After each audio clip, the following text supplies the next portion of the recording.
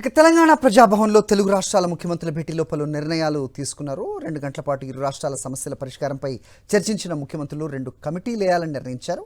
3 అంచెల పద్ధతిలో విభజన సమస్యలు పరిష్కరించుకోవాలని నిర్ణయించారు.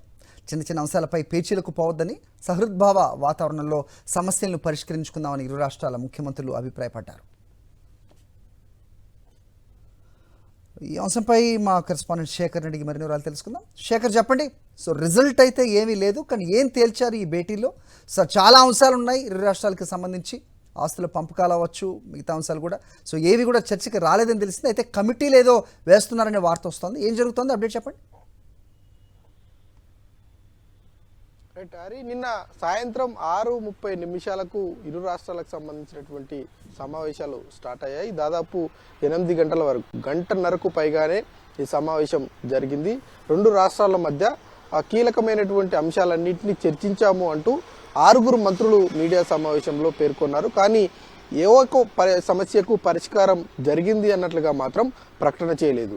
9th 10th షెడ్యూల్లో దాదాపు 200కు పైచిలకు అంశాలున్నాయి. ఆ అంశాల్లో ఏ ఒక్కటి కూడా కొలిక్కి రాలేదు అన్నట్లుగా తెలుస్తూ ఉంది. కానీ ప్రస్తావన విషయానికి వస్తే మాత్రం అటు 3 మంత్రులు మాట్లాడారు, ఇటు 3 మంత్రులు మాట్లాడారు. అట్లాగే అంశాలకు సంబంధించినటువంటి విషయాల్లో అటు సిఎస్ ఇటు సిఎస్ కూడా మాట్లాడారు. 2 గంటల పాటు ఇద్దరు ముఖ్యమంత్రులు సమావేశం జరిగింది. 2 కమిటీలను వేశారు.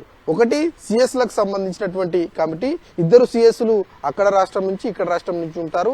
ఆ కమిటీల్లో 3 అధికారుల చొప్పున అటు నుంచి ఇటు నుంచి ఉంటారు. ఈ 2 వారాల్లో ఈ సిఎస్ల కమిటీ ఒక చిన్న అంశాలలో కీలకమైనటువంటి డిసిషన్స్ తీసుకునేటువంటి అవకాశాలు ఉన్నాయి. ముఖ్యంగా ఈ సిఎస్ల ఆధ్వర్యంలో పరిష్కారమైనటువంటి ఉద్యోగులకు సంబంధించినటువంటి విభజన అంశాలు కావచ్చు, అట్లాగే లేబర్ ఇష్యూస్ ఏవైతే ఉంటాయో అట్లాంటి అంశాలన్నింటినీ పరిష్కరించేటువంటి అవకాశాలు ఉంటాయి. ఇక మంత్రుల కమిటీ కూడా వేశారు.